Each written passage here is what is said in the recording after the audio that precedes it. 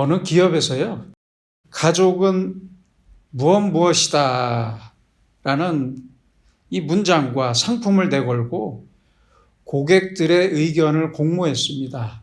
많은 사람들이 문장을 만들어서 보냈습니다. 가족은 빨래 집게다. 바람에 흔들릴 때마다 잡아주는 빨래 집게와 같다. 가족은 사칙연산이다. 행복을 더하고 슬픔을 빼고 미래를 곱하고 어려움을 나누기 때문에 사칙연산이다. 그런가 하면 가족은 다림이다라는 사람도 있었어요. 구겨진 마음을 아주 반듯하게 펴주기 때문이고, 가족은 버스 손잡이다. 덜컹대고 흔들리는 이 인생길에서 유일하게 붙잡을 수 있는 손잡이와 같다. 그렇게 문장을 만들어서 보냈다고 합니다. 다 공감이 가는 말들입니다. 예전에 제가 TV에서 보았던 어느 직장인은요, 가족이 무엇이냐는 질문에 끝까지 구조조정 안 하고 내 편이 되어주는 것이다.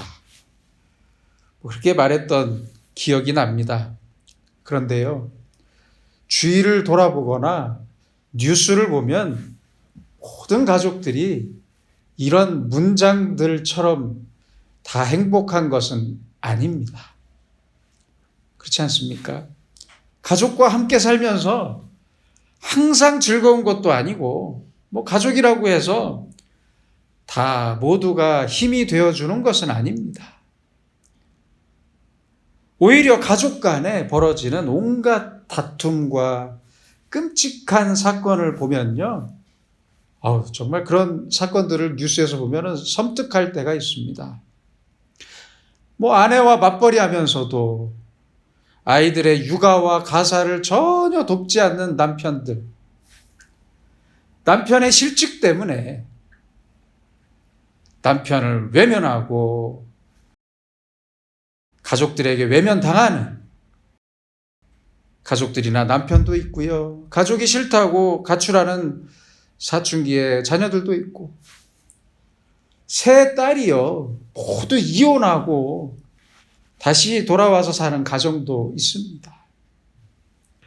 며느리를 종 부리듯이 막 대하는 시부모와, 또는 부모를 무시하고 이용하려고만 하는 그런 자식들도 있습니다. 이렇게 너무나 많은 가족들이 서로에게 상처를 입히고 서로 외면하며 살기도 합니다. 여러분은 가족이 무엇이라고 생각하십니까? 어렸을 때부터 지금까지 어떤 가족과 함께 사셨고, 또 동시에 나는 지금 어떤 가족으로 살아가고 있습니까? 조선 후기에 아주 유명한 실학자였던 다산 정약용은 행복한 가정을 위한 4가지의 원칙을 이렇게 말하고 있습니다. 재가, 치가, 기가, 보가라고 말했습니다. 재가는요, 효도와 사랑, 또한 공경과 존경으로 가족이 서로 사랑하고 아끼고 사랑하라는 뜻입니다. 치가는요, 가정의 경제를 위해서 열심히 일하고 잘 관리하라는 뜻입니다. 기가는요, 가정을 일으키기 위해서 뜻을 세우고 책을 아끼면서, 그때는 종이가 귀했잖아요. 책도 귀했고, 그래서 책을 아끼면서 열심히 공부하라는 뜻이었고요. 마지막 보가는 가정을 지키기 위해서 욕심을 버리고 이웃에게 베풀면서 덕을 쌓고 살라는 뜻입니다. 자, 이제 저 한번 미국으로 가보겠습니다. 미국의 사회학자였던 윌리엄 오그번도 아주 비슷한 말을 했습니다. 그는 가정의 기능을 4가지로 말했는데요. 경제적 기능, 교육적 기능, 종교적 기능, 그리고 오락적 기능 말했습니다. 정약용 선생처럼 가족이 함께 살아가는데 먼저 경제적 기능이 있어야 한다고 말합니다. 또한 부모로부터 배워야 할 것이 많은데 이것을 교육적 기능이라고 했습니다. 역시 부모를 통해서 믿음과 가치관과 경건을 배우는 이러한 종교적 기능을 말했고요. 그리고 가정에서 즐거움과 행복을 얻어야 한다는 오락적 기능을 말했습니다. 그런데 이런 가정의 중요한 기능이 상실했다고 말했습니다. 상실되었다고 말했습니다. 오그번 교수의 말을 조금 더 설명드리자면요. 한번 생각해 보세요. 예전에는 다 함께 농사를 지었습니다. 그렇잖아요. 아버지가 땅을 파고 어머니가 씨를 뿌렸어요.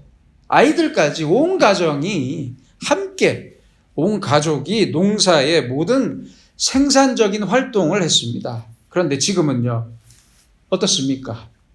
불과 100년도 안 된 그 전부터 사무실과 공장에 이러한 가정의 경제적인 기능을 빼앗겼습니다.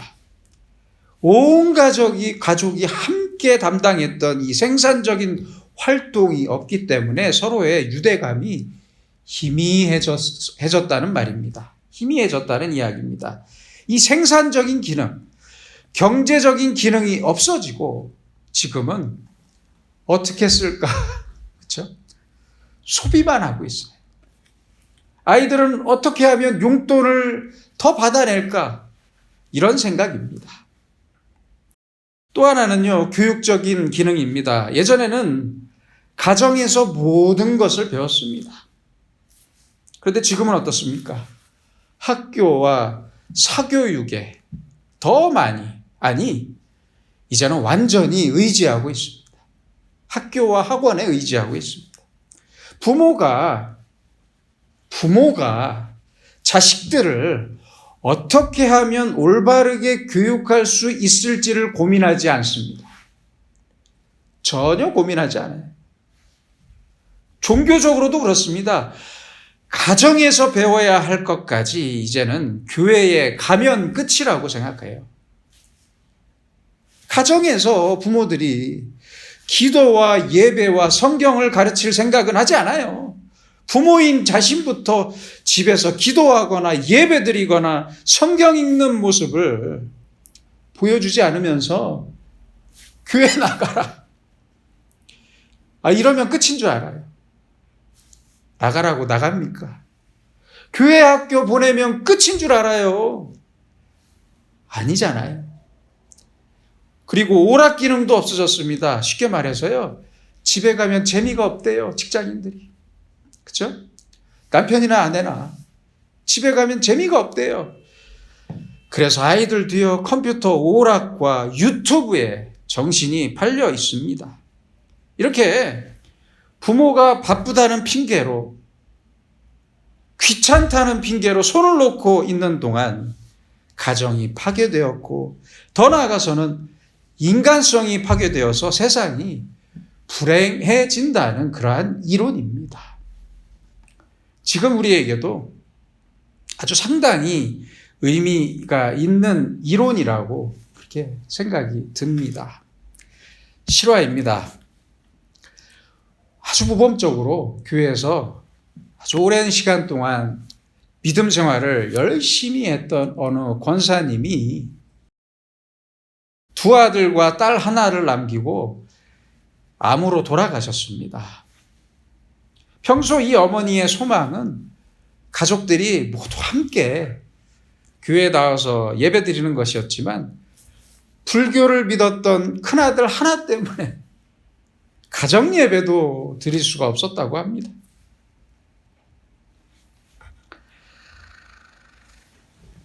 결국 장례를 마치고 사무제라고 하죠. 장례 마치고 3일 후에 드리는 제사로 알고 있는데요. 사무제를 드리자면서 동생들과 친척들을 불렀고요. 형이 불렀고요. 동생은 교회를 다녔기 때문에 다니고 있었기 때문에 무거운 마음으로 제사 드리기 싫은데 억지로 무거운 마음으로 형의 집에 갔습니다. 그런데 동생의 아내가 혹시나 해서 성경책과 찬송가를 여러 권 챙겨갔습니다. 그런데 형이 장례식 때 전달받은 비디오 테이프가 있었대요. 그것을 무슨 내용인지 처음에는 모르고 그 영상을 가족들과 함께 먼저 보았는데요. 그 돌아가신 어머니가 끝까지 계셨던 그 호스피스의 홍보 영상이었습니다. 그 영상에 어머니의 인터뷰가 담겨 있었는데요. 진행자가 어머니에게 물었습니다. 어머니, 마지막 소원이 무엇입니까? 그러자 어머니가요, 이렇게 말했습니다. 제가 오랫동안 기도하던 소원이 있습니다. 나는 이것이 유언이라고 생각해요. 우리 큰아들이 예수님을 믿는 것과 온 가족이 함께 가정 예배를 드리는 게 소원입니다. 그 영상을 본 후 동생은 형에게 제사 말고 예배를 드리자고 했고요. 여동생과 다른 친척들도 그러자고 했다고 합니다. 그 중에는 교회 안 다니시는 분들도 계셨지만 그렇게 하자고 했답니다. 어머니 유언이잖아요. 결국 형은 예배를 함께 드렸고 그 다음부터 교회에 나가기 시작했다고 합니다. 평소 자신을 위해 열심히 기도했던 그 어머니의 모습이 결국은 그 큰아들의 마음을 움직였던 것입니다. 여러분, 사람은 가정에서 태어나고 가정에서 자랍니다. 가정에서 배우고 가정에서 성숙해집니다. 가정에서 보람을 얻고 가정에서 행복합니다. 그렇게 인간이 됩니다. 가장 처음과 마지막에 행복이 가정에 있고요. 처음과 마지막에 보람도 가정에 있습니다. 우리는 육체적으로 부모님으로부터 태어나고 정신적으로도 부모님으로부터 배웁니다. 부모님의 교훈과 그 큰 사랑 속에서 성장합니다. 그래서 오늘 말씀에서 사도 바울은 이렇게 말씀하고 있습니다. 내가 복음으로써 너희를 낳았으니라. 얼마나 귀한 말씀입니까? 내가 너희를 복음으로써 낳았다. 다시 말하면 복음을 통해서 내가 너희의 아버지가 되었다 하는 뜻입니다. 사실 이 말씀은요, 그 어떤 부모님들의 교훈보다 훨씬 더 강력한 의미의 말씀입니다. 왜냐하면요, 바울은 바로 그 다음 절인 16절에서 부모로서 가장 필요하고 마땅히 해야 할 말을 부모로서 가장 필요하고 마땅히 해야 할 말을 강하게 전하고 있기 때문입니다. 너희는 나를 본받는 자가 되라. 부모로서 이 말 외에 무슨 말이 더 필요합니까? 나를 본받아라. 바로 이 말씀이 있었기 때문에 사도 바울은 가장 강력한 말씀을 했던 것입니다. 여러분, 부모가 자식에게 전할 수 있는 가장 큰 의미의 말은 무엇입니까? 나를 본받아라입니다. 나처럼 살아라입니다. 바로 이 말 아닙니까? 너는 제발 나처럼 살지 마라. 나 인생 헛살았으니까 너라도 잘 살아라. 나처럼 불쌍하게 살지 마라. 이런 말이 아니고요. 그런 말이 아니라 나를 본받아라. 나를 본받아라. 당당하게 이 말 할 수 있는 부모가 가장 훌륭한 부모입니다. 기독교 교육학자인 데이비드 스튜어트는요, 아주 대단히 중요한 말을 했습니다. 부모는 자녀를 가르치기만 하는 게 아니라 자기 스스로 계속해서 부모가 되어야 한다. 말만 하면서 가르치는 부모가 아니라요. 자녀가 본받을 만한 부모가 되는 것이 훨씬 더 중요하다는 뜻입니다. 그렇지 않습니까? 다시 말하면요. 자기가 제대로 된 부모라면 자녀를 가르치기 위해서 별다른 노력이 필요하지 않다는 말입니다. 그런 의미로 한 말입니다. 여러분, 자녀를 위해 해야 할 일들 중에서 가장 중요하고 가장 시급한 것이 어떤 일입니까? 무엇이 먼저입니까? 돈이 먼저입니까? 좋은 집이나 좋은 차, 좋은 학벌이 먼저입니까? 아니잖아요. 아닙니다. 잘 사는 사람들 중에 망나니 같은 자식들 얼마나 많습니까? 필요 없다니까요. 돈이 아니에요. 자녀가 나를 볼 때 확실히 본받을 만한 부모가 되는 것이 먼저입니다. 그것이 먼저입니다. 세계 제2차 세계 2차 대전 때요. 독일의 히틀러가 죽인 유대인의 숫자가요. 600만 명입니다. 600만 명. 감이 안 오시죠?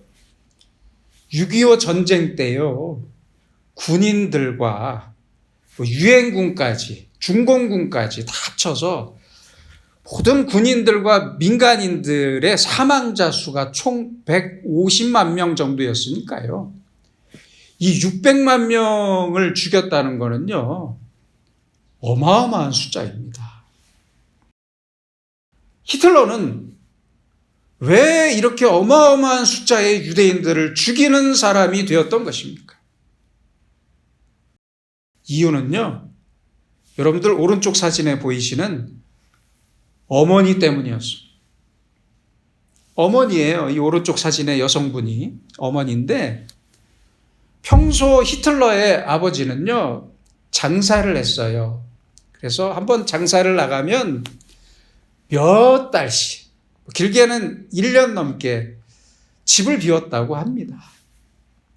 그런데요. 그 어머니가 거의 매일 잘 살고 권력 있는 유대인들과 집에서요, 불륜을 저질렀습니다. 어린 아들이 히틀러가 어렸을 때 눈물을 흘리면서 어머니 그러지 마시라고 눈물을 흘리면서 말려도요, 그녀는 듣지 않고 부정한 생활을 계속 이어갔습니다. 결국 그 아이가 자라서 600만 명의 유대인들을 죽였던 것입니다. 시사하는 바가 큰 이야기 같습니다. 그래프를 보시면 아시겠지만 위의 그래프가 우리나라의 결혼율입니다. 그리고 아래는요, 출산율입니다. 아주 급격히 하락하고 있습니다. 지금의 젊은 남성들이나 여성들이 결혼을 안 해요. 그렇죠? 결혼을 안 해요. 혹은 결혼해도 아이를 낳지 않아요. 좀 건강에 문제가 있어서 못 난다면 상관이 없지만 아이를 낳지 않아요. 왜 그런 것입니까 도대체? 물론 수도권 집중 현상 등의 사회적인 문제도 크지만 이렇게 생각할 수도 있습니다. 매일 부부싸움을 하거나 남편이나 아내가 없을 때 서로를 원망하고 저주하는 말을 쉽게 내뱉은 부모의 책임은 없을까요? 저는 있다고 생각합니다. 아버지에게 얻어맞은 어머니를 보면서 누가 쉽게 시집 가겠습니까? 그렇지 않습니까? 아버지를 무시하고 저주하는 어머니를 보면서 누가 쉽게 장가를 갈 수 있겠습니까? 자녀를 위한다면서 선생님한테 갑질하고 주위 사람들에게 갑질하고 커피숍에 가서 음식점에 가서 갑질하면서 정말 그런 갑질이 아이를 위한 행동이라고 믿는 것입니까? 깊이 돌아봐야 합니다. 결혼 생활이 아이들에게 부모의 결혼 생활이 이렇게 행복한 것이라고 먼저 본을 보여주지 못했다면 자식이 결혼 안 한다고 해서 할 말 없습니다. 할 말 없어요. 내가 지금 살아가는 인생을 그리고 나의 가치관과 행복관을 자녀들은 이미 잘 알고 있습니다. 모른다고 생각하지 마세요. 아이들이 어렸을 때 부모님들이 서로 사랑하는 모습을 본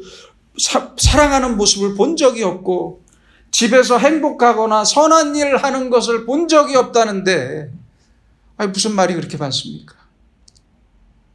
지금의 사람들은요, 너무 쉽게 말합니다. 부모는 교과서가 아니다. 참고서일 뿐이다. 절대 아닙니다. 부모는요, 자녀에게 가장 중요한 교과서입니다. 가장 중요한 교본입니다. 교본.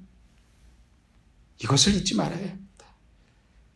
혹시라도 제 설교를 듣고 나는 돈 버느라고 가정 살림하느라고 자녀들에게 잠깐 신경 쓰지 못했는데 왜 내 잘못이냐고, 그게 어떻게 부모 잘못이냐고 따지는 부모님들이 있다면요, 이 영상을 한번 보시기 바랍니다.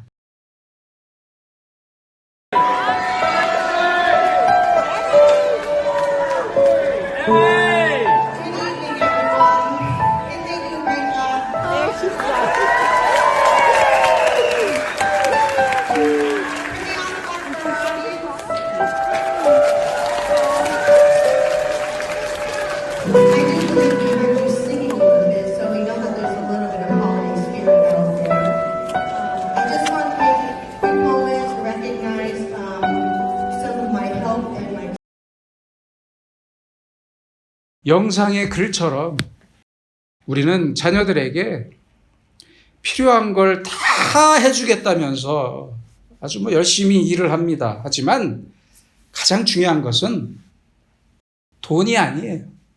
돈이 아니라 있어야 할 자리에 함께 있는 부모입니다. 있어야 할 자리에 서서 본을 보여주는 것이 바로 부모입니다. 미국의 인디애나의 코코모라는 작은 마을에 살던 라이언 화이트라는 아이가 있습니다. 이 아이는 불행하게도 태어날 때부터 혈우병에 걸렸어요. 그래서 고생하다가 나이가 저랑 똑같더라고요. 71년생인데 그래서 혈우병으로 고생하다가 치료를 위해서 수혈을 받았는데 그만 병원에서 잘못해서 에이즈에 걸렸어요. 에이즈. 정말 황당한 일입니다. 아이는 그렇게 수혈을 한번 잘못 받아서 에이즈에 걸려서 6개월의 시한부 인생을 선고받았지만 아무도 원망하지 않았습니다. 잘못을 저지른 그 병원의 의사도 원망하지 않았고요. 에이즈에 걸렸다고 학교 등교를 거부했던 학교 아이들과 학부모들도 원망하지 않았습니다. 세상에, 하긴 우리나라는 더 심했을 것 같아요. 학교 등교를 거부했다고 해요. 이 사실이 방송을 통해서 알려지자 많은 사람들의 도움이 시작되었고요. 유명 인사들이 이 아이를 만나러 찾아왔습니다. 여러분들 잘 아시는 마이클 잭슨도 이 아이를 찾아와서 만났습니다. 그리고 위로해 줬습니다. 결국 이 아이는 1990년 19살의 나이로 세상을 떠났습니다. 마지막 임종을 앞두고요. 아빠가 말합니다. 아들아, 미안하다. 이제 내가 해줄 선물이 아무것도 없구나. 용서해다오.